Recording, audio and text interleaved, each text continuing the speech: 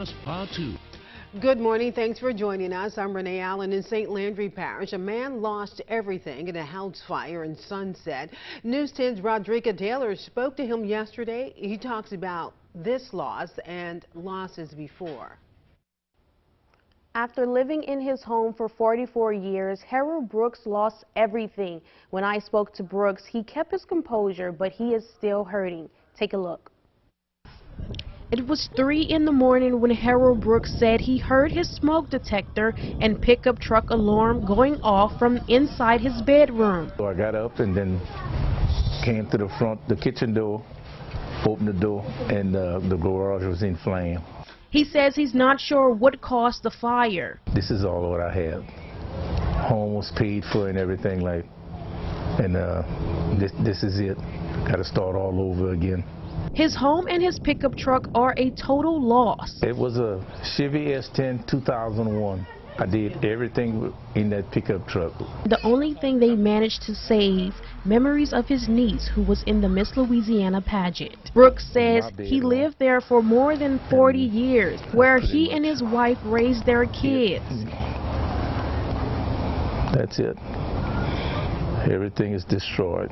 Neighbor Rashida Charlo says Brooks tried to save his home. Mr. Harold caught the hose and was trying to put out the fire, and his brother took the hose from him, but then it started shocking somehow, some way. Eventually the fire department came and then they were able to put it out, but eventually, you know, everything was pretty much lost by then. She compares Brooks to a man in the Bible. And I think about Mr. Harold, I think about Job.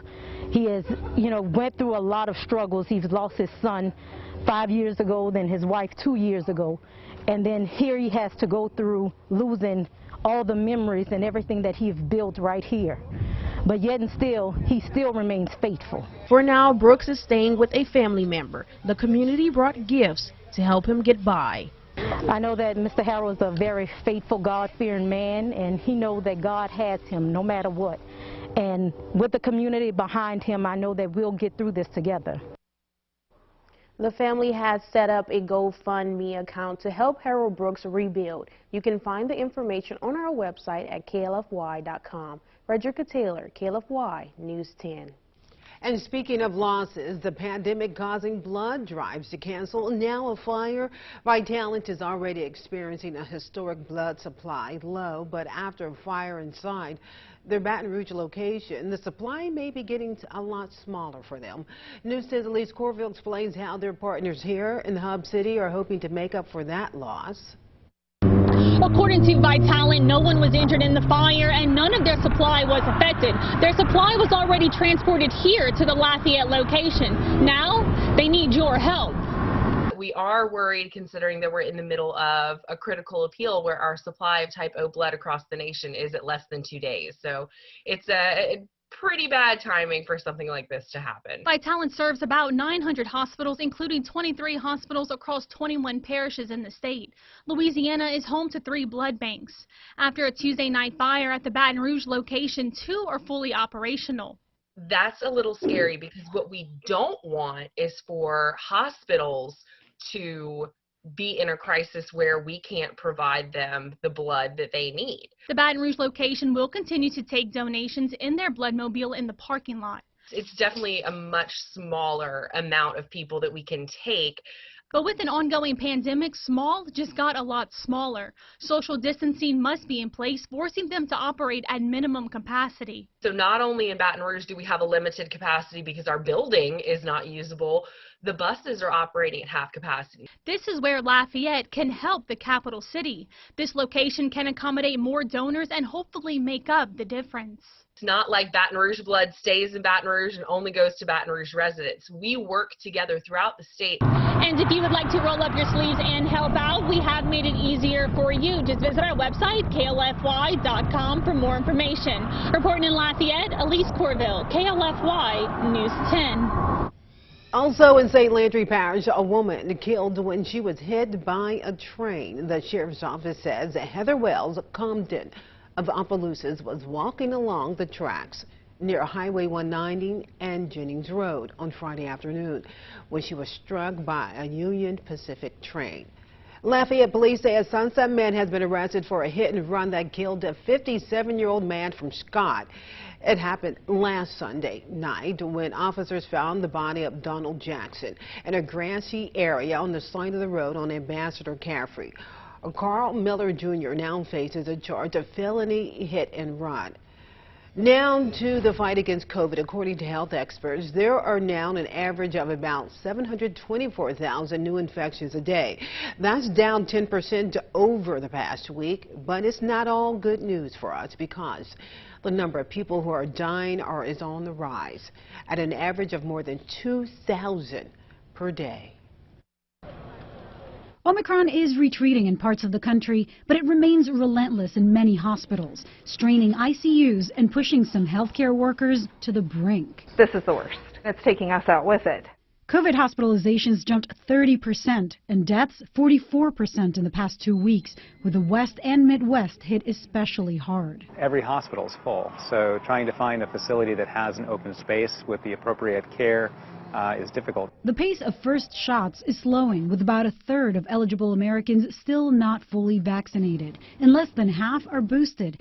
Even as studies show that third Pfizer or Moderna shot reduces the risk of hospitalization with Omicron by 82%. We have the saddest stories you've ever heard in your life of orphan children and dead mothers and people losing their loved ones when they didn't have to. Starting today, visitors from Mexico and Canada entering the U.S. by car, train, or ferry must show proof of vaccination. But pushback to vaccine and masking mandates rages on. A Virginia mom is facing criminal charges after making a threat at a school board meeting. My children will not come to school on Monday with a mask on. And I will bring every single gun loaded and ready.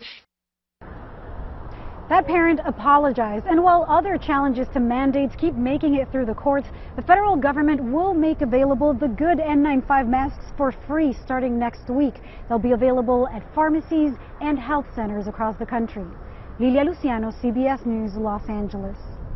And just a heads up for you at KDN, the city of Jeanerette will be giving out at-home COVID tests tomorrow at the Ward 8 Recreation Center on Hubertville Road. The distribution is in partnership with the State Department of Health. Test kits will be distributed from 9 a.m. until noon or while supplies last. Those attending are required to stay in their vehicles.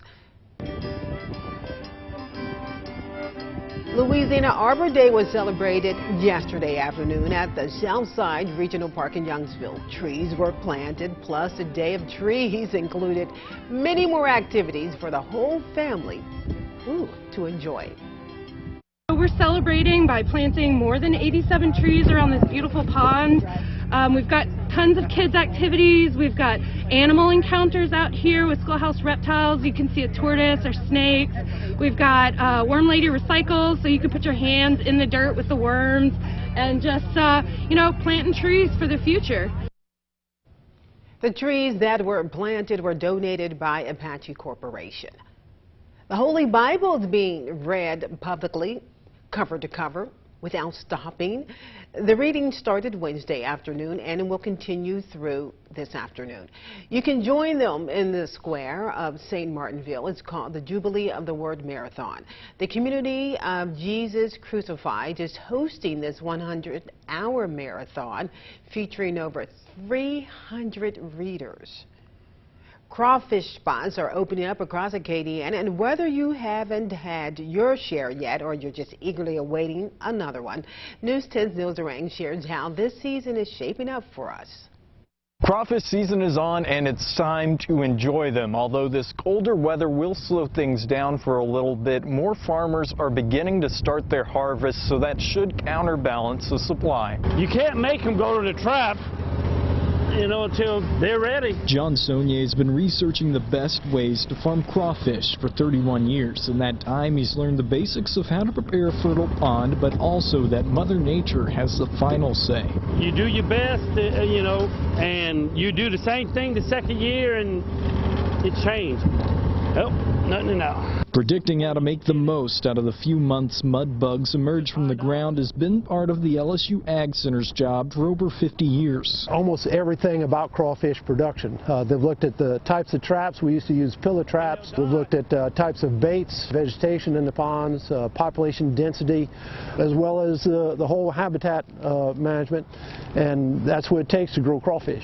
Crawfish specialist Mark Surley says the season does best when we have 70 to 80 degree temperatures, and the catch typically picks up in January and February once the hatchlings grow to a harvestable size. But it also takes cooperation from the temperature. They are a cold-blood animal, crustacean, that the warmer it is, the faster they grow. And conversely, the colder it is, the slower they grow and the slower they move. Water temperatures lag behind surface temperatures by a couple of days depending on wind and sunshine. If spring gets too warm too quickly, it can shorten the season as well. 90-degree temperatures and above lead to less oxygen in the water and crawfish burrowing down for next year. You got to make sure you make dollars on it, because you don't want to end up just spinning your wheels out there and just wasting money. Inflation is affecting everybody, including crawfish farmers. They're having to pay more for their fuel, their bait, and their labor, so you can expect higher prices than last year. But of course, any price is worth the flavor. Reporting in Crowley, Neil Zarang, KLFY News 10. Yes, any price is worth the flavor. I'm telling you, I love some crawfish. And when it gets cold, it reminds us of a Mardi Gras, so we are in that season.